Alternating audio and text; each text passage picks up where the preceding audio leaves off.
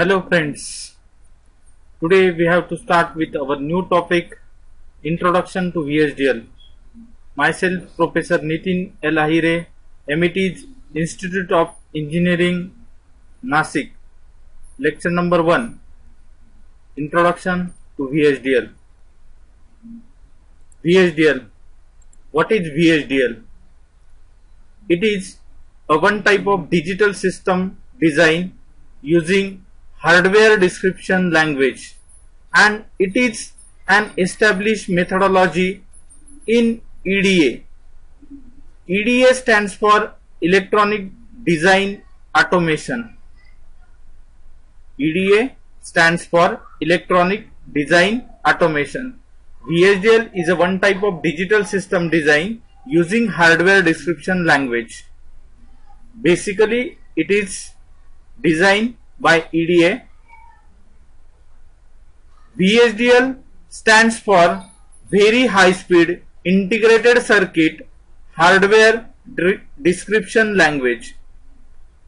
VHDL having long form Very High Speed Integrated Circuit Hardware Description Language.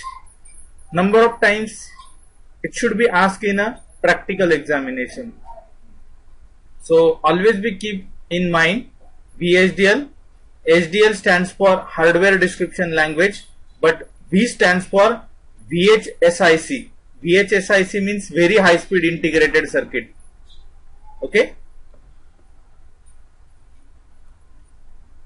Then here we have to start with history of VHDL. It is designed by IBM, Texas Instruments and Intermetrics as a part of the DoD funded by VHSIC program. It is standardized by the IEEE in 1987. That was IEEE 1076 package, and it is standardized to the year 1987. Then after that, the enhanced version of the language defined in 1993. IEEE 1076, which is evolved in the year 1993. Then additional standardized packages provide the definition of data types and expression of timing data. Additional standardized packages provide definition of data types and expression of timing data. First, IEEE 1164 package, that is for data types. Then IEEE 1076.3, that is for numeric. Then IEEE 1076.4, that is for timing. This should be for history. Then here we have to start with traditional languages versus HDL, that is hardware description language. So what is the main difference in between traditional and hardware description language? So one thing we have to know that what does it a traditional? Traditional means whatever the earlier languages we have studied, either microprocessor, assembly language programming, C language programming. So these are the some languages. So what inside into that and what in hardware description language, what are the changes? So that we are going to see over here. So procedural programming languages provide the how or recipes for computation, for data manipulation, for execution on a specific hardware model. Means whatever the traditional languages, that is specifically for computation, for data manipulation and for a specific hardware model. But what the case for HDL, it could be described a system, means the system can be described from many different point of view. In that, first, behavior. What does it do? Then the structure. What is it composed of? Then what should be the functional properties, means how do I interface to it. Then physical properties, how fast is it. So these are the main highlighted points in between traditional language and hardware description language. It should be constructed under the behavior parameter, structure parameter, their function parameter, and their physical properties. Then features of VHDL.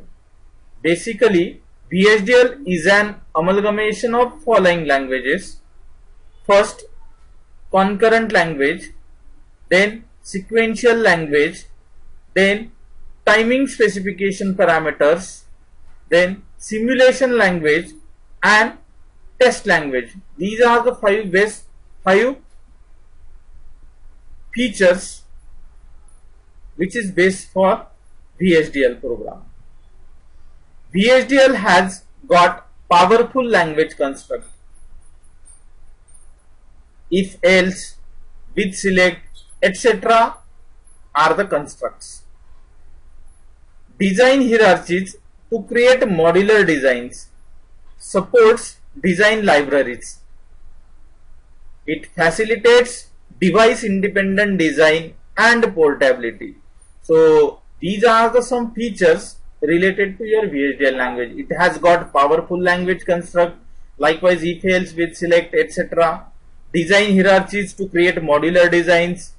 It may support design libraries, facilitates the device independent design and portability. Now the very much important topic related to this unit, that is VHDL design flow. VHDL design flow. So look at the diagram. Here we have drawn three diagrams. Here we have drawn three diagrams. In that, a first diagram is to that this one. It should be simpler diagram for VHDL design flow. In that we have shown only 5 blocks: functional design, synthesis, place and route, system integration, and fabricate.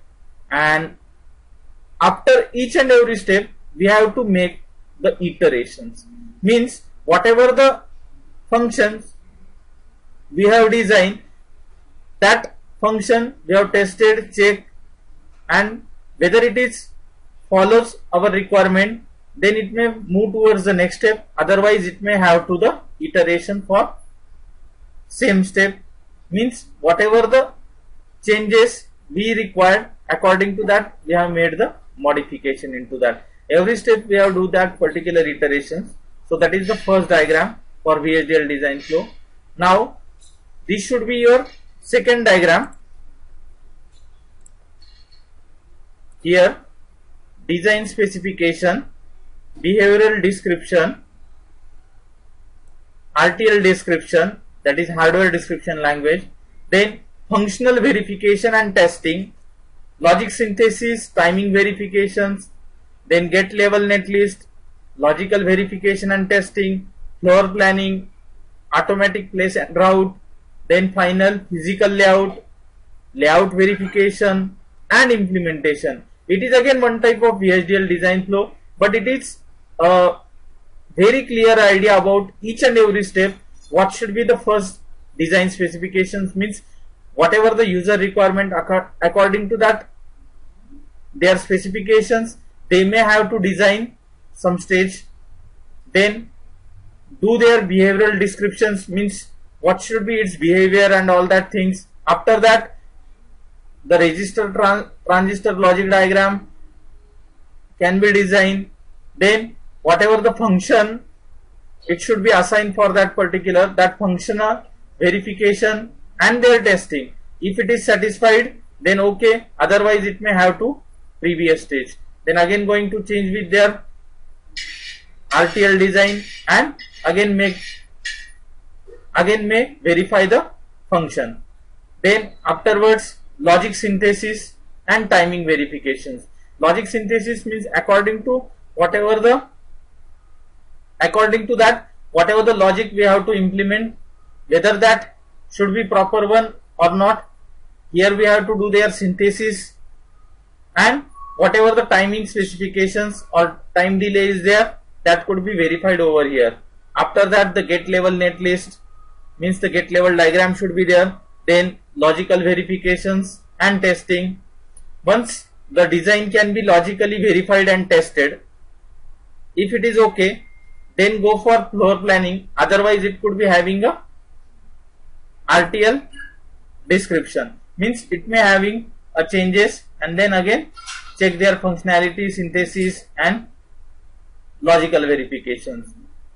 Here after that, the floor planning or automatic place and routing. Floor planning means actual component placement and their integration in between their components. That is nothing but place and route. So once it is finalized, then we have to make its physical layout. Once we have finalized with our physical layout, we have to move towards a layout verification. Once layout could be finalized, then it may be sent to the implementation. Finally, if it is having some deficiency, then again for floor planning and place and routing. And if some functionality we have to change, then we have to move towards the RTL descriptions. In this way, finally the layout could be sent to the implementation, and finally the fabrication must be there. This should be having a second VHDL design flow. Now basically here we are having with the third diagram, that is again for VHDL design flow.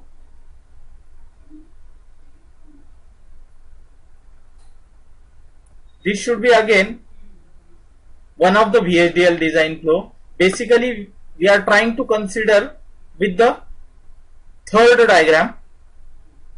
Basically here we are trying to consider with this diagram for VHDL design flow, because it is very much simpler diagram and we are getting each and every idea related to VHDL design flow. The first block is to be the system specification, means whatever the systems we want to design, their specification here we have discussed. Then afterwards the architectural design, means what should be the architecture we are going to utilize to develop and their design criteria. After that, the functional design, means what should be the functional behavior and their functional verification and all that things. After that, according to their functionality, the logic design should be there. Once the logic design should be finalized, we have to design its circuit design, means according to the function and logic the circuit must be designed, and once the circuit must be finalized, it should be sent to the physical design. Once we have made a physical design and it should be verified, then it should be send it to the fabrication department, and fabrication department fabricate the final product and send it to the packaging and testing purpose. So it should be a very much clear idea and easiest way to study a VHDL design flow. So here today we are going to consider with this particular diagram and study about VHDL design flow. Now one by one, each and every block we have to know. See that here we are having with that our diagram VHDL design flow. So what inside into that? One thing, the VLSI design cycle start with the formal specification of a VLSI chip. It follows a series of steps and eventually produces a packaged chip. A typical design cycle may be represented by the flow chart as shown in a figure. Our emphasis is on the physical design step of the VLSI design cycle. However, to gain a global perspective, we briefly outline all the steps of the VLSI design cycle. The first block in our VHDL design flow, that is system specification. So what is mean by system specification? The first step of any design process is to lay down the specification of that system. System specification is a high level representation of the system. The factors to be considered in this process include performance, functionality and physical dimensions, size of the die or the chip. The fabrication technology and design techniques are also considered. The first step of any design process is to lay down the specification of the system. System specification is a high level representation of the system. The factors to be considered in this process include performance, functionality and physical dimensions, size of the die, chip. The fabrication technology and design techniques are also considered. The specification of a system is a compromise between market requirement, technology and economical viability. The end results are specifications for the size, speed, power and functionality of the VLSI system. Now the second block, architectural design. Architectural design. The basic architecture of the system is designed in this step. This includes such a decisions as a RISC, reduced instruction set computer versus CISC, number of ALUs, floating point units, number and structures of pipelines and size of caches, among others. What are the architecture we are going to utilize? That here we are going to consider. The outcome of architectural design is a micro-architectural specifications, while micro-architectural specification is a textual English-like descriptions. Architects can accurately predict the performance, power and die size of the design based on such a description. The third block, behavioral or a functional design. Functional design or the behavioral design. In this step, main functional units of the systems are identified. What? In this step, main functional units of the system are identified. Once it is identified, the interconnect requirements between the units, the area, power and other parameters of each units are estimated. The behavioral aspects of the system are considered without implementation specific information. The behavioral aspects of the system are considered without implementation specific information. For example, it may specify that a multiplication is required, but exactly in which mode such a multiplication may be executed is not specified. We may use a variety of multiplication hardware depending on the speed and word size requirements. The key idea is to specify behavior in terms of input, output and timing of each unit. Without specifying its internal structure, the outcome of functional design is usually a timing diagram or other relationship between units. This information leads to improvement of the overall design process and reduction of the complexity of subsequent phases. Functional or behavioral design provides quick emulation of the system and allows fast debugging of the full system. Behavioral design is largely a manual step with little or no automation help available. Have you got it? It is a functional or behavioral design provides quick emulation of the system and allows fast debugging of the full system. Behavioral design is largely a manual step with little or no automation help available. Now, next block, logic design. Fourth, logic design. In this step, the control flow, word width, register allocation, arithmetic operation and logic operations of the design that represents the functional design are derived and tested. Once it is tested, then it could be sent to the next block.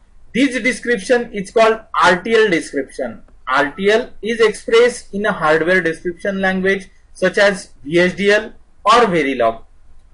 These description can be used in simulation and verification. These description can be used in simulation and verification. These description consist of Boolean expressions and timing information. The Boolean expressions are minimized to achieve the smallest logic design, which conforms to the functional design. The logic design of the system is simulated and tested to verify its correctness. The logic design of the system is simulated and tested to verify its correctness.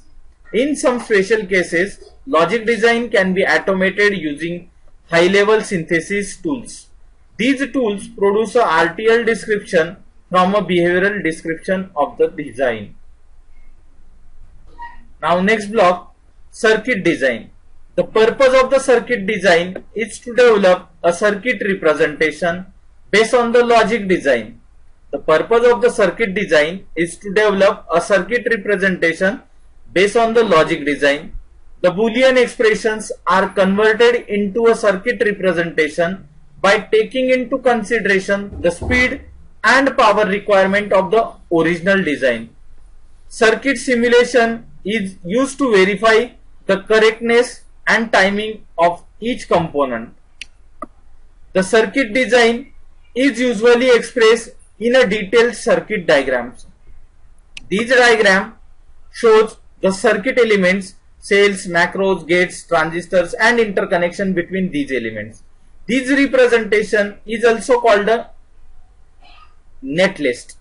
Tools used to manually enter such a description are called schematic capture tools.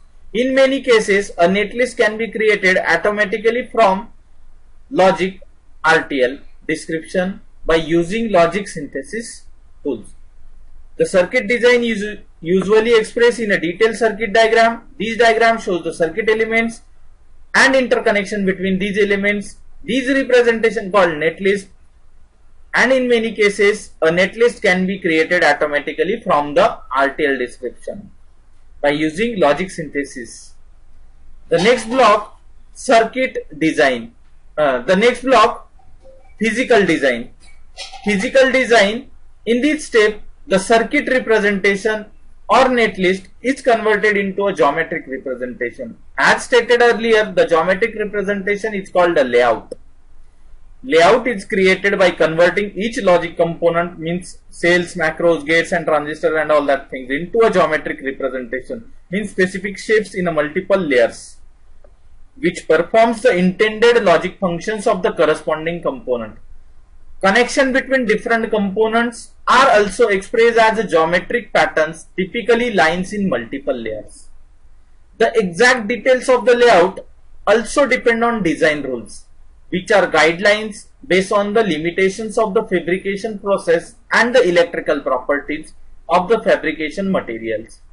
Physical design is a very complex process and therefore it is usually broken down into various substeps. Various verification and validation checks are performed on the layout during physical design. The exact details of the layout also depend on design rules, which are guidelines based on the limitation of the fabrication process and the electrical properties of the fabrication materials. Physical design is a very complex process and therefore it is usually broken down into various subsets. Various verification and validation checks are performed on the layout during physical design. In many cases, the physical design can be completely or partially automated and layout can be generated directly from netlist by layout synthesis tools. Layout synthesis tools, while fast, do have an area and performance penalty, which limit their use to some designs. Manual layout, while slow and manually intensive, does have better area and performance as compared to synthesized layout. However, these advantages may dissipate as larger and larger design may undermine human capability to comprehend and obtain globally optimized solutions. Here, manual layout, while slow and manually intensive, does have better area and performance as compared to synthesized layout. However, these advantages may dissipate as larger and larger design may undermine human capability to comprehend and obtain globally optimized solution. Then block number 7, fabrication. After layout and verification, the design is ready for fabrication. Since layout data is typically sent to fabrication on a tape, the event of release of data is called tape out. Layout data is converted into photolithographic mask, one for each layer. Masks identify spaces on the wafer where certain materials need to be deposited, diffused, or even removed. Silicon crystals are grown and sliced to produce vapors. Silicon crystals are grown and sliced to produce vapors.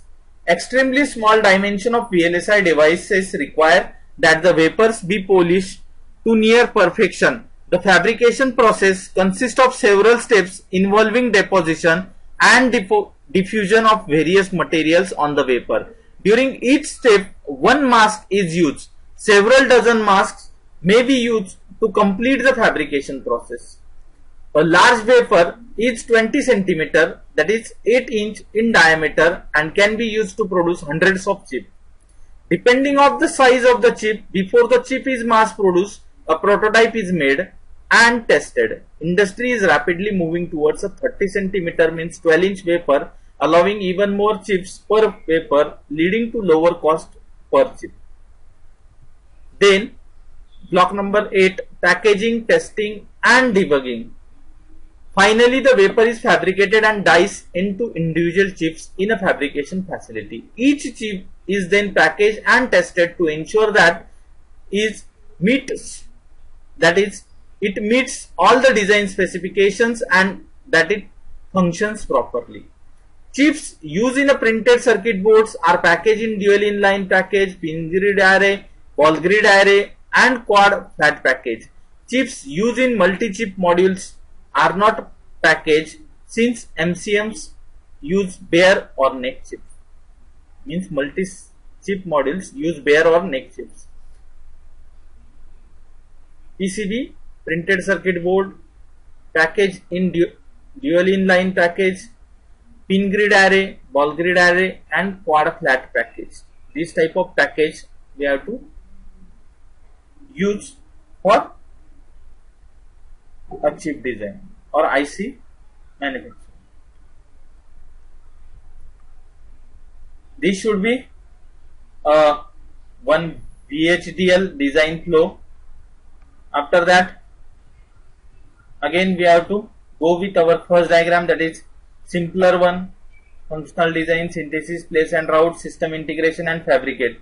So functional design is the process of translating the initial system concept into an actual implementation that performs the required functions. Functional design begins with the development of a description of portions of the system in the most natural method possible for the component in question. Synthesis is the process of mapping the VHDL behavioral models into logic gate implementation. Then third, place and route. After the synthesis process is complete and the fully implemented design has been functionally simulated, the next step is to place and route the design. System integration. The final process before actual construction of the physical design is that of system integration. System integration consists of constructing a complete schematic of the entire system, which include FPGA, EEPROM, PLD, RAM, and then performing a simulation of the system with all timing specifications. This is the highest level of virtual prototyping, in that the model will be very close to the actual system in performance, and successful simulation almost ensures correct operation of the physical prototype. Then finally the fabrication. Once the entire system is simulated and the correct functionality is achieved, then the actual construction of the physical prototype can be begin. They are then placed in the prototype board and it is already wire wrapped and tested, and system testing and debugging can be performed. In this way, the simpler VHDL design flow also you are going to explain. But my suggestion is to that you are preferring this particular diagram. Now what are the question should be asked in the university examination related to this topic. So explain VLSI design flow in details. Likewise, question should be asked in the university examination. So be clear with that. Explain VLSI design flow in details. Explain each and every block in detail and write their explanation with proper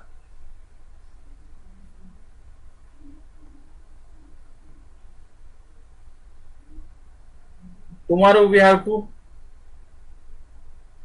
having with another session elements of VHDL, that is lecture number 2. Thank you for the day.